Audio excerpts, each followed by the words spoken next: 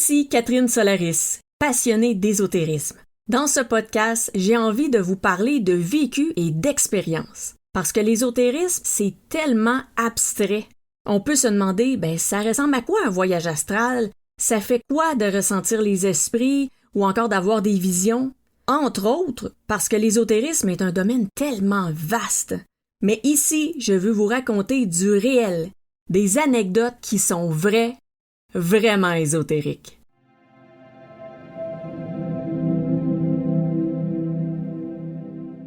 Dans cet épisode, j'ai envie de vous parler du fait que j'ai enfin réalisé ou compris plutôt pourquoi est-ce que les connaissances ésotériques devraient rester cachées, devraient rester secrètes. Depuis toujours, je me dis, en ésotérisme, déjà que c'est mystérieux, que les informations parfois sont difficiles à trouver, eh bien, je me dis, on n'est pas en plus pour se faire des secrets, n'est-ce pas? Mais en fait, ce qui arrive, c'est que il y a une raison pourquoi est-ce que certaines notions devraient rester cachées ou devraient rester secrètes. Et il y a quelque chose de très, très précis, très particulier et ça n'empêche pas la progression des gens. Ça n'empêchera pas personne d'avancer, de progresser dans le domaine parce que ce qui est secret un jour ne le sera plus. Et ça, je vais vous expliquer un peu plus en détail. Je vais élaborer là-dessus plus tard. Donc, déjà, la signification du mot ésotérisme, eh bien, ça veut dire savoir réservé à des initiés. Donc, des connaissances qui sont transmises seulement à des gens initiés à ces dites connaissances. Donc, c'est pas de l'information, des connaissances qu'on partage avec monsieur, madame, tout le monde. Donc, ce que je fais depuis toujours sur Internet, que ce soit avec mon site ou mon forum que j'avais à l'époque, ou aujourd'hui avec ma chaîne YouTube, mon podcast, tout ça, bref, tous mes projets, mes livres aussi que j'ai publiés, eh bien, je fais pas vraiment de l'ésotérisme selon la définition du mot, mais plutôt de l'exotérisme, parce que là, c'est un savoir, mais qui n'est pas réservé à des initiés, un savoir qui s'adresse un peu à tout le monde. Parce que ça a toujours été ça ma philosophie. Pourquoi? Entre autres parce que personnellement, j'ai fait tellement de recherches, j'ai tellement regardé partout pour trouver des informations et c'était parfois vraiment difficile parce que j'avais des problèmes avec l'ésotérisme. Donc, je vous le dis tout de suite, les personnes qui m'ont déjà envié parce que vous avez entendu mes podcasts, mes vidéos, vous avez lu mes livres et vous vous dites « Ah! Elle est tellement chanceuse, elle a eu plein de dons dès l'enfance, ça s'est développé tout seul et tout ça. » Malheureusement, il y avait beaucoup de négatifs dans tout ce que j'ai vécu d'ésotérique parce que ma famille est négative. Donc, est-ce que c'est le lien seulement, on va dire, génétique qui fait que l'ésotérisme était négatif dans mon cas, ou c'est le fait aussi un peu d'avoir un entourage négatif? Eh bien, je dirais qu'avoir un entourage négatif pour n'importe qui, ça va rendre les choses ésotériques négatives. Donc, autant les rêves, attirer peut-être des mauvaises entités, des énergies négatives ambiantes. Donc, ça, c'est pour tout le monde. Après, quand le lien familial est mauvais, donc le lien de sang, eh bien sûr, c'est comme s'il y a un certain bagage énergétique, on va dire, qui est hérité. Et ensuite, l'idée, c'est de s'en débarrasser, donc de se déconnecter de ça. Et oui, ça se fait parce que ça se guérit des sortes de symptômes énergétiques nocifs et transmis, donc dans l'héritage énergétique, ça se soigne, ça se guérit. Une lignée au complet, ça se guérit. Surtout en chamanisme, il y a des soins qui sont faits exprès pour ça. Des soins que j'ai faits d'ailleurs et j'ai eu des résultats un peu étonnants. Mais bon, ça, je vous en reparlerai dans un épisode consacré juste à ça. Mais tout ça pour dire que si vous m'avez envié un jour par rapport à mes dons, oubliez ça tout de suite, votre vie, elle est merveilleuse en comparaison avec la mienne. Donc, puisque j'étais aux prises avec toutes sortes de choses et que j'avais pas d'informations, j'avais pas de mentor, personne pour me guider, mais absolument, c'était le néant. Il y avait quelques petits indices parfois ici et là, mais il y avait rien, j'avais pas de guide d'instruction avec les dons qui se développaient au fur et à mesure. Il y en a qui étaient un peu difficiles à vivre, on va dire. D'autres que ça allait super bien, je faisais toutes sortes de trucs, mais en même temps, puisque j'étais ouverte à communiquer avec les guides dès un très jeune âge, eh bien, il y a aussi un mauvais guide qui s'était présenté. Ça aussi, ça fera un bon épisode de podcast. J'en ai pas parlé pour l'instant, je crois. J'avais parlé du guide moqueur, mais pas de celui-là, le très négatif qui s'est présenté très jeune. Donc, j'avais des bons et des mauvais. Donc, après, dans la pratique des dons, c'était très embêtant là, d'être bien guidé. Alors, quand je me suis mis à consulter les livres, j'ai pu arrêter, c'était un après l'autre.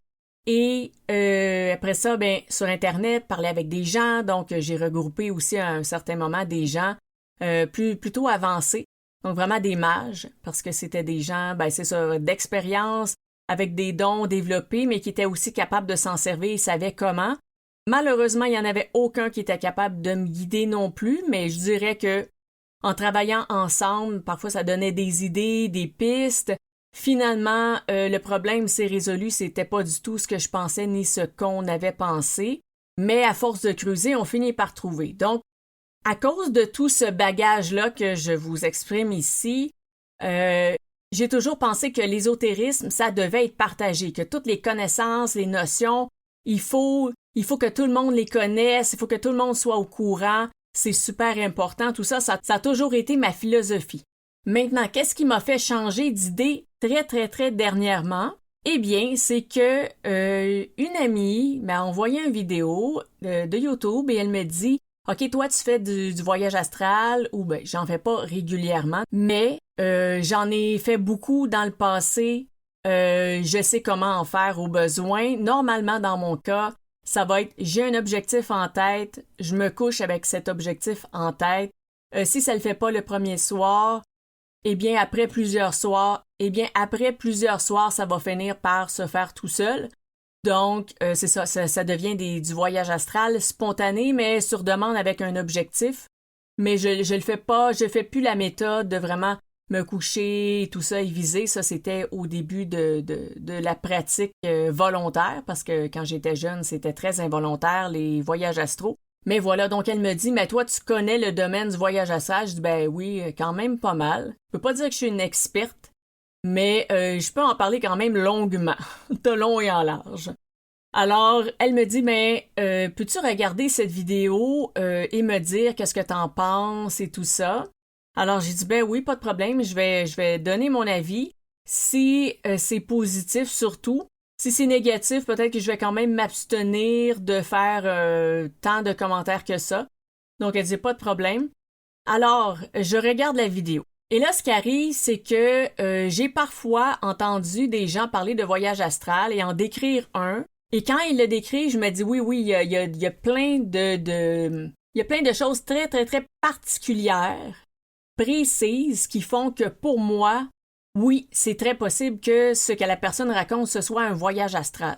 Et il y a d'autres personnes que j'ai entendues sur YouTube, je me suis dit, non, ça c'est un rêve, c'est clairement un rêve. Et parfois, il y avait aussi des sortes de scénarios, par exemple, d'être testé par le bien, d'être testé par des anges. Et là, j'ai fait, OK, non, c'est parce que les anges ne nous testent pas. Les anges voient clairement à travers nous. Ils nous voient. Quand on est dans l'astral, on est sous forme d'énergie, de l'énergie pure. Et donc, quand on regarde une énergie qui est pure, on la voit clairement. Et même, je crois que de toute façon, quand on est dans notre corps, les anges, ils sont dans la lumière. Ce sont ceux qui sont le plus connectés avec la lucidité. Et on le sait, dans le domaine des chakras, justement, quand on veut s'élever, l'idée, c'est de travailler sur tous nos chakras en partant du bas et en allant vers le haut. Et quand on est rendu au troisième œil, quand même assez haut, c'est la lucidité. Donc, le fait de voir extrêmement clairement. Eh bien, pourquoi est-ce que c'est si haut? Eh bien, c'est parce qu'après, c'est vraiment l'éveil spirituel. Eh bien, les anges, les êtres de lumière, nos gardiens, nos guides, peu importe qui, les archanges même, sont au-dessus de ça, parce que là, on parle d'un travail humain par rapport aux 7 chakras principaux. C'est un travail qu'on fait quand on est incarné, quand on est humain, mais quand on est dans la lumière, on est encore plus haut que ça. Donc, la lucidité, ça fait longtemps qu'on l'a. La connexion divine, l'éveil spirituel, ça fait longtemps qu'on l'a. Donc, se faire tester dans l'astral pour voir si on va succomber au mal, ça, c'est le mal qui fait ça, parce que le mal veut tester les gens et voir est-ce que la personne va succomber ou est-ce qu'elle va tenir ses règles, ses normes personnelles, ses valeurs personnelles?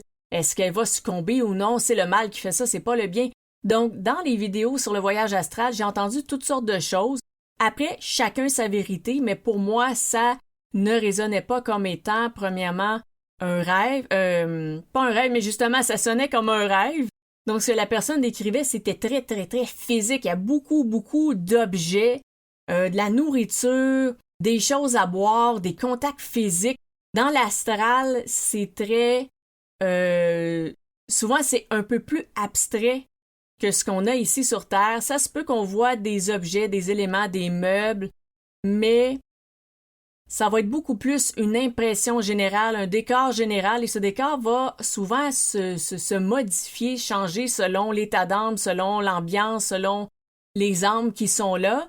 Donc, c'est pas nécessairement quelque chose qui est très fixe non plus. Et dans l'astral, eh bien, oui, il y a la métaphore de manger, donc dans le sens de se nourrir, de prendre de l'énergie, mais on n'a pas de système digestif dans l'astral, donc manger dans l'astral, littéralement parlant, c'est un rêve à ce moment-là. Est-ce que ça peut être un rêve astral dans le sens que c'est un mélange d'astral et de rêve parce que la personne, c'est pas son âme qui est dans l'astral, mais bien une projection astrale?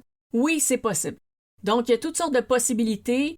Je laisse la chance au coureur, il n'y a aucun problème. Mais là, je regarde la vidéo et la personne commence tout de suite en disant j'ai fait un voyage astral, c'était vraiment un voyage astral, c'était pas un rêve parce que j'avais la vision à 360, j'avais tel truc, j'avais tel truc, j'avais tel truc. Et là, je fais OK.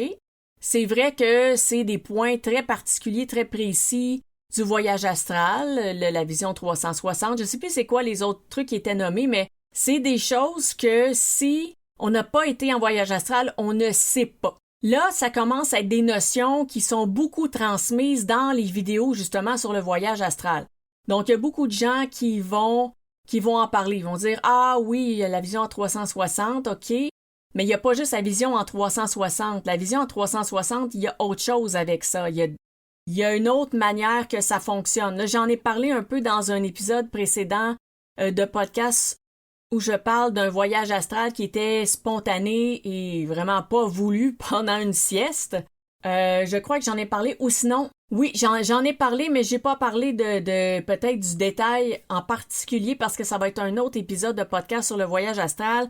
C'est que notre vision, elle zoome et elle dézoome aussi à le millième de fraction de seconde. Donc, si on voit un grand paysage de montagne et on voit quelque chose au loin, on se dit « Ah, c'est quoi ça, ce petit lapin, on dirait? » Et là, ça zoome, poum, et on voit le lapin, mais on peut le voir super près, on peut voir jusqu'à ses poils, on peut voir quasiment jusqu'aux molécules. Ça dépend à quel point que notre conscience va vouloir zoomer sur l'animal au loin alors qu'on était dans le ciel et qu'on voyait un paysage montagneux. Et à l'inverse aussi, on peut s'éloigner énormément de ce paysage et voir encore plus, et ça se fait dans des millièmes de fractions de seconde, donc c'est pas seulement une vision à 360.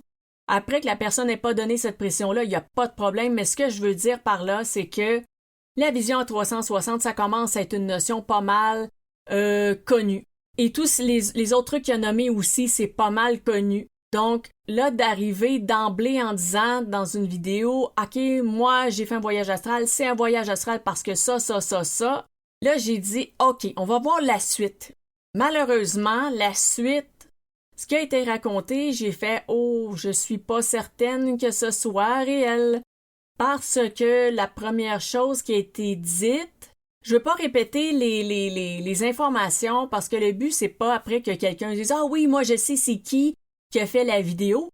Je suis pas là pour juger ou critiquer la vidéo de quelqu'un d'autre, là, pas du tout. C'est juste que j'ai compris à ce moment-là pourquoi est-ce que certaines informations doivent rester secrètes. Donc là, par exemple, si on se dit, OK, personne ne sait que la vision à 360, ça existe dans l'astral. OK, on fait semblant, personne ne le sait, c'est pas aussi connu que c'est. On le sait pas, personne ne le sait. Et là, on arrive avec une vidéo de quelqu'un qui commence à raconter son voyage astral, et là, on se rend compte, OK, mais là, il voyait à 360 dans le récit. Dans le récit, on l'entend, on le comprend, on fait, OK, oui. la personne a fait un voyage astral. Donc, c'est pas juste un rêve. Et en plus, ce que la personne racontait, c'était extrêmement dans l'ego. C'était de l'ego spirituel, mes amis. Wouhou! Oh, on se fait plaisir.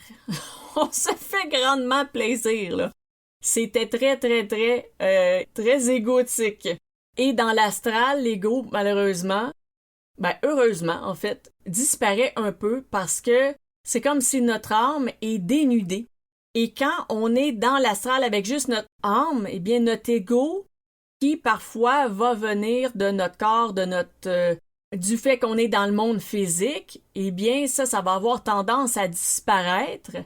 À part si on a vraiment du chemin à faire, là, ça se peut qu'on se retrouve dans le bas astral. Dans le bas astral, il y en a des âmes avec des très gros égos et justement, ça se bat constamment. C'est l'enfer, hein, comme on dirait. Le bas astral, c'est l'enfer. Ouais, c'est ça. Alors, c'est ça. Donc, ce qui décrivait, déjà le visuel, je me disais, et l'intervention de certains types d'entités extrêmement puissantes qui viennent l'accueillir tout de suite à sa sortie. Rarement entendu ça. Que quelqu'un qui débute en voyage astral se fasse accueillir par un être extrêmement suprême. Les êtres suprêmement puissants, positifs, ont d'autres choses à faire, je vais le dire comme ça, entre guillemets, là, les problèmes ou les situations de la Terre ou les êtres qui vivent sur Terre, des anges, des petits anges, des êtres de lumière, vraiment, de base, ça fait extrêmement le travail parce que, comme j'ai dit comme exemple dans une de mes vidéos, si on a soif, on a besoin d'un verre d'eau, on n'a pas besoin d'un tsunami. Donc, si j'ai un besoin en tant qu'humain, un ange, un être de lumière, ça fait amplement le travail, ça va me combler. Je n'ai pas besoin d'un archange, donc je n'ai pas besoin d'un tsunami parce que j'ai soif. Je vais avoir besoin d'une force à la hauteur d'un tsunami si j'ai besoin d'un miracle. Donc, si j'ai besoin d'une aide démesurée et qu'il se passe quelque chose qui ne devrait pas arriver dans le monde physique, mais là, il faut que ça arrive et là, j'ai besoin de ça, ben là, oui, il y a un être supérieur, vraiment suprême, qui va pouvoir se présenter. Donc, la personne racontait avoir été accueillie par un être suprême déjà en sortant pour sa première fois et après, le reste du scénario, c'était très, très, très dans l'ego. Alors, moi, je me dis, je pense pas que ce soit un voyage astral, mais malheureusement, et j'en viens justement à mon point très particulier par rapport à l'ésotérisme et au secret, si ces informations-là étaient secrètes, la personne n'aurait pas pu les nommer. Parce que qu'est-ce que ça fait de nommer ça? Ça lui donne de la crédibilité. Donc, qu'est-ce que ça fait ensuite dans le domaine ésotérique que déjà on a de la misère, on a de la difficulté à se repérer, savoir qu'est-ce qui est vrai, qu'est-ce qui est pas vrai, à qui on peut faire confiance et tout ça? Eh bien là, on va se baser sur des critères comme ça. Donc, si quelqu'un, en partant sa vidéo, dit moi, j'ai fait un voyage astral et c'en était vraiment un parce que ça, on va être porté à la croire parce qu'on va se dire, bien, elle énonce exactement les critères du voyage astral. Mais moi, je pourrais arriver puis dire, hey, tout le monde, OK, voici, j'ai fait un voyage astral parce que tel critère. Là, les gens font, OK, de la crédibilité dans le discours et après, je dis n'importe quoi. Et là, les gens vont probablement y croire. Malheureusement, mais là, c'est là que j'ai réalisé, j'ai fait « OK! » Donc moi, je m'apprêtais à faire un épisode de podcast, probablement, un épisode de podcast ou sinon une vidéo explicative par rapport au troisième œil, OK? Parce que ce qui est arrivé dans mon cas, c'est qu'il y a environ 8-10 ans, mon troisième œil s'est mis à vibrer, donc vraiment au devant, donc vraiment au niveau du front, là, je crois que vous savez il est où, et ça vibrait, il y avait toutes sortes de sensations différentes et c'était pire quand j'allais faire du yoga, ça j'en ai déjà parlé dans un podcast, donc c'était pire, là. J'avais encore plus de sensations au niveau du troisième œil, j'aimais pas ça, ça me rendait étourdi en plus et parfois c'était au travail.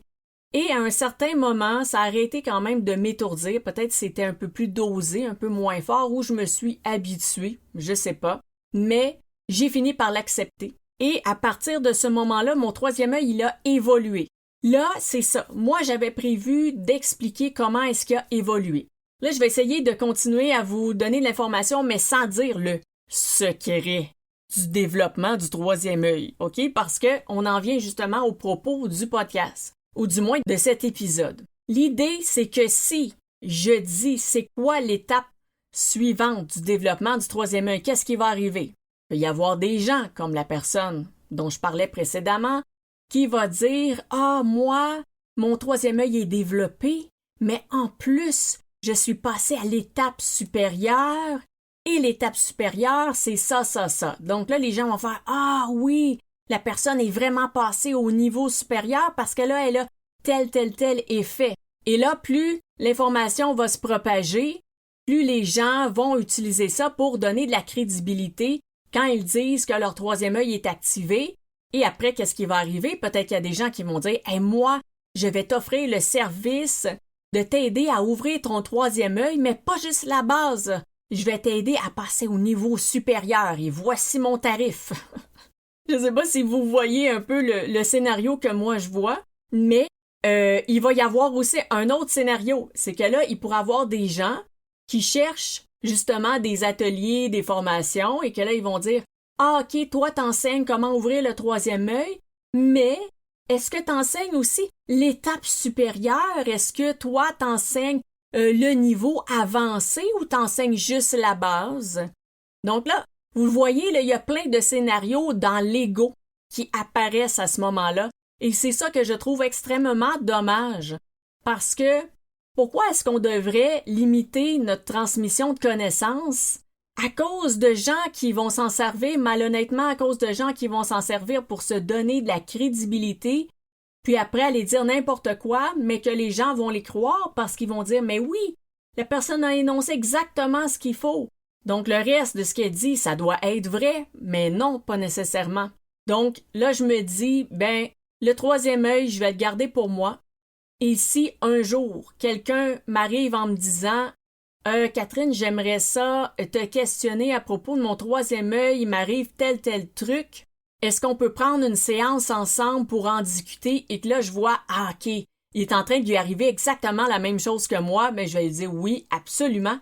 On va faire une rencontre ensemble. » Et là, je vais pouvoir partager mon savoir. Je vais pouvoir lui expliquer ce que moi j'ai fait, comment est-ce que ça s'est produit pour moi, qu'est-ce que ça signifie pour moi, ce qui se passe, les symptômes et tout ça. Et là, je vais pouvoir guider la personne, mais la personne, elle va être rendue là. Et en plus, ça se fait tout seul. Donc, quelqu'un que son troisième œil va se développer, ça va le faire de toute façon. Là, j'ai pas besoin, moi, d'être là pour expliquer comment est-ce que ça se développe, qu'après ça, que tout le monde utilise ça malhonnêtement, comme j'ai expliqué. De toute façon, quelqu'un que son troisième œil va se développer, il va se développer comme ça. Il va vivre exactement la même chose que moi. Et là, je veux préciser quelque chose encore par rapport à l'ego. C'est pas tout le monde que le troisième œil va se développer plus que la petite vibration ou quelque chose comme ça. Et c'est correct parce qu'on n'a pas à avoir toutes les mêmes aptitudes. Il n'y a pas une question comme juste avant, j'ai dit si elle vient me voir qu'elle a ces symptômes-là, c'est parce qu'elle est rendue là. Mais rendue là, ça c'est pour elle, là, ça concerne elle, ça concerne pas tout le monde. Parce que parfois j'entends des gens dire « Ah, mais là, si elle n'arrive pas à canaliser tel truc, c'est parce qu'elle n'est pas encore rendue là dans son cheminement. » Non, c'est parce qu'elle a peut-être pas ça à faire, elle a peut-être pas à canaliser comme ça.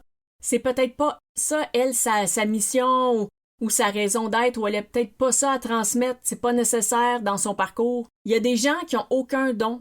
Il y a des gens qui vivent leur vie comme si on est venu sur Terre pour travailler certaines choses, eh bien, on les travaille. Là, on a des capacités, on peut s'en servir si on veut.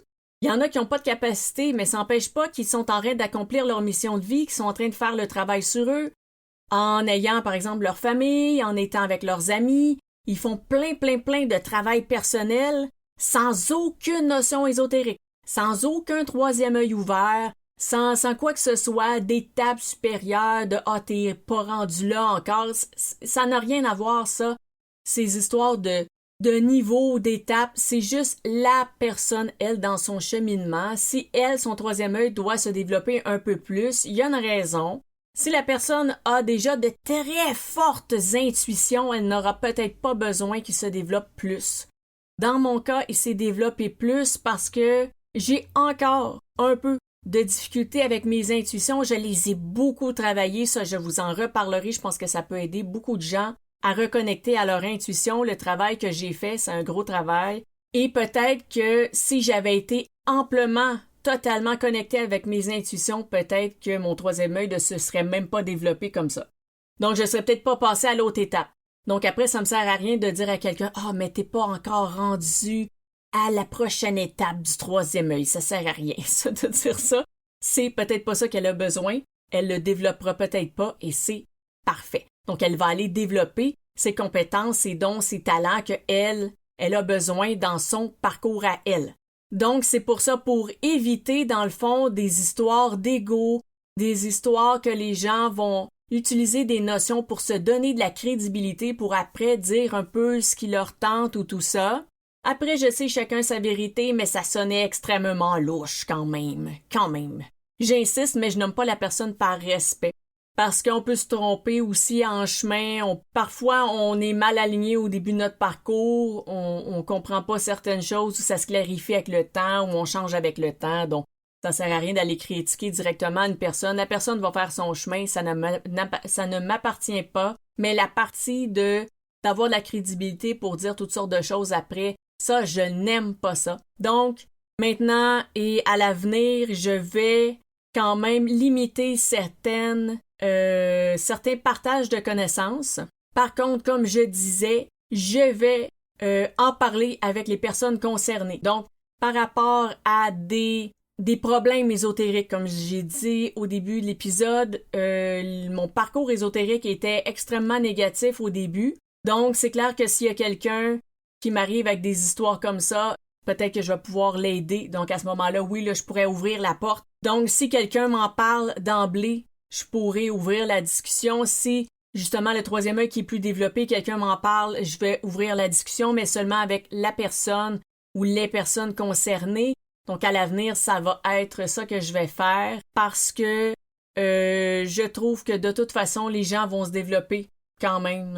Personne n'a besoin de moi pour développer à un niveau supérieur, si on veut. Et ça va éviter des dérapes comme ça. Et il y en a qui sont vraiment dans une sorte de poursuite d'évolution un peu malsaine de « Ah, moi, je veux être c'est pas juste je vais être la meilleure version de moi-même, c'est je vais être comme la version ultime de la meilleure personne au monde. » Un peu comme là, il faut que tout leur chakra soit extrêmement développé, en parfaite harmonie, qu'ils soient connectés directement aux archives akashiques 24 heures sur 24 et tout ça. Donc, en limitant des connaissances, si on veut, avancées, en ne partageant pas les connaissances avancées avec tout le monde et n'importe qui, je pense que ça va être bénéfique à tout le monde. Alors voilà, c'est pas mal ça qui fait le tour de cet épisode de podcast. Et en plus, juste une dernière chose, je sais que l'épisode est vraiment très long, mais finalement, j'en avais plus à dire que je pensais là-dessus. Une dernière chose, c'est que les symboles de Reiki devaient être gardés secrets. À l'époque, les gens n'avaient pas le droit de les communiquer, n'avaient pas le droit de rendre ça public. Et puis, à un certain point, il y a des éditeurs qui ont commencé à les publier. Et après, bien sûr, ça s'est retrouvé sur Internet. Maintenant, c'est super public, les symboles de Reiki, on peut en trouver partout. Il y en a même, je pense, qui en ont inventé, là, je suis pas certaine, mais j'ai vu des trucs, c'est quoi le lien avec le Reiki? Moi, j'ai été formée vraiment, ça fait un bout de temps, hein, maintenant, ça commence à faire longtemps. Et c'était vraiment une formation qui avait été traduite là, directement je sais plus si c'était directement du chinois ou du japonais ou bref, une langue asiatique directement et ce, en français ensuite ou de l'anglais puis ensuite du français. Mais bref, le document, il venait du fin fond de je sais pas où, mais c'était vieux. Donc, à l'époque, on devait pas les transmettre. Et pourquoi? Mais c'est ça, il y a des raisons. Il y a des bonnes et des mauvaises raisons, bien sûr. Ça, j'en parle dans une de mes vidéos YouTube. Les mauvaises raisons, c'est des raisons commerciales, bien sûr. Quand on garde un savoir secret, après, on peut charger 10 000 $ la formation parce que c'était très coûteux à l'époque. Moi, j'ai pas payé ça, là. Celle qui m'enseignait, elle m'enseignait à très petit prix. Et les bonnes raisons, eh bien, il y en a différentes, il y en a quand même plusieurs. Mais c'est ça, là, c'est devenu public. Donc, ça change un peu la donne, ça change un peu comment est-ce qu'on va voir le symbole, comment est-ce qu'on s'en sert, qu'est-ce qui se passe dans notre énergie, ça va être différent aussi. Et j'entends toutes sortes de personnes se plaindre que le Reiki, ça fonctionne plus comme avant. Dans ce sens-là, je pense que c'est normal aussi. Parce que le secret, ça a vraiment un effet dans les énergies. Donc, bref, je pense qu'il y aurait toutes sortes d'autres sujets dont je pourrais vous parler, mais là, je vais arrêter pour cet épisode parce que l'épisode est quand même vraiment pas mal long. Alors voilà, ça fait pas mal le tour, donc je vous dis à très bientôt et à la prochaine.